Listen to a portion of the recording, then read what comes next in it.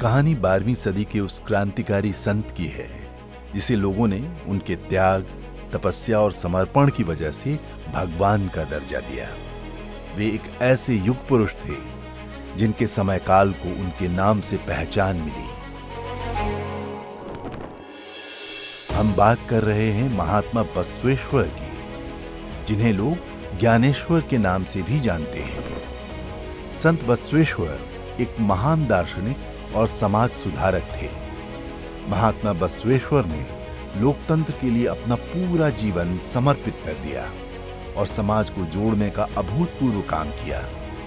लोकतंत्र, सामाजिक चेतना और नारी सशक्तिकरण के लिए किए गए महात्मा बसवेश्वर के प्रयास हम सभी के लिए प्रेरणा स्रोत हैं। संत बसवेश्वर का जन्म 1131 ईस्वी में कर्नाटक के बागेवाड़ी में एक ब्राह्मण परिवार में हुआ था।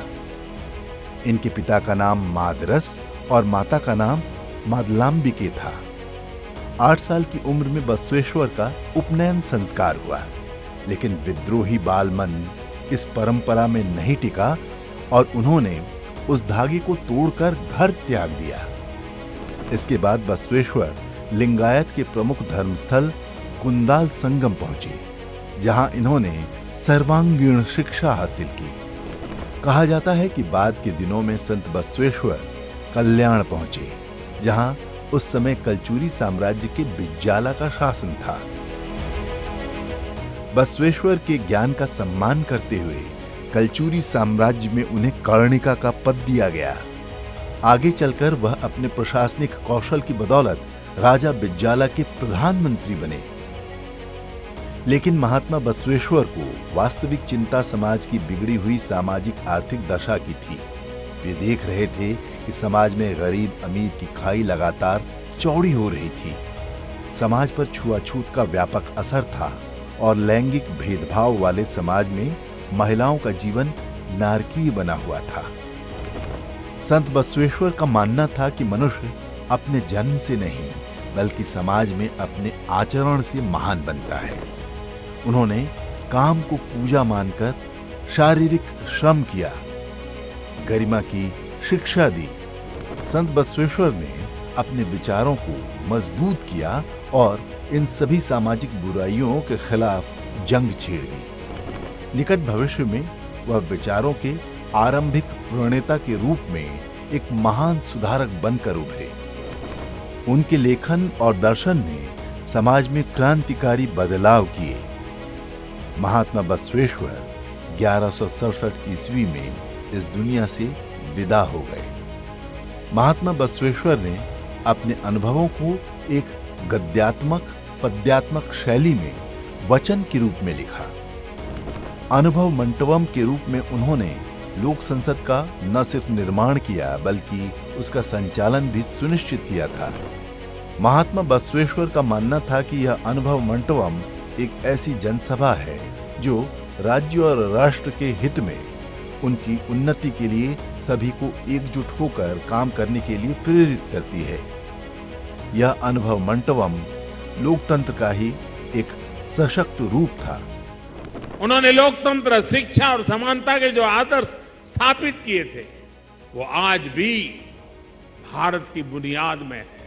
एक तरफ मैग्ना कार्टा रखिए और दूसरी तरफ भगवान बसवेश्वर के वचन रखिए, आपको पता चलेगा कि मैग्ना कार्टा के पहले कितनी सदियों पहले मेरे देश में समाज के प्रति देखने का दृष्टिकोण क्या था, उससे नजर आएगा। कई महत्वपूर्ण लिंगायत कृतियों का श्रेय बसवन्ना को जाता है। महात्मा बसवेश्वर ने वीर शैव लिंगायत समाज बनाया, जिसमें सभी धर्म के प्राणियों को लिंग धारण कर एक करने की कोशिश की। संत बसवेश्वर ने सबसे पहले मंदिरों में व्याप्त भ्रष्टाचार और कुरीतियों को निशाना बनाया, जहां ईश्वर के नाम पर अमीर गरीबों का शोषण कर रहे थे। बसवेश्वर को भक्ति भंडारी बसवन, विश्व गुरु बसवर्ण और जगज्योति बसवर्ण के नाम से भी जाना जाता है। संत बसवेश्वर ने लोकतंत्र, शिक्षा, समानता और सेवा के जो आदर्श स्थापित किए वो आज भी देश की बुनियाद में है। इसलिए कृतज्ञ राष्ट्र के तत्कालीन राष्ट्रपति डॉक्टर एपीजे अब्दुल कलाम ने महात्मा बसवेश्वर की प्रतिमा को अप्रैल 2003 में देश की संसद में स्थान दिया और आगे चलकर जून 2024 में देश के उपराष्ट्रपति जगदीप धनखड़ द्वारा संसद में प्रेरणा स्थल का उद्घाटन किया गया, जिसमें पुनः इनकी प्रतिमा को स्थापित किया गया। संत बसवेश्वर की प्रतिमा का निर्माण प्रख्यात मूर्तिकार श्याम नारंग द्वारा किया गया। कर्नाटक में बसवेश्वर को भगवान का दर्जा दिया गया है। उनके महत्वपूर्ण कार्यों के लिए उनके युग को बसवेश्वर युग का नाम दिया गया।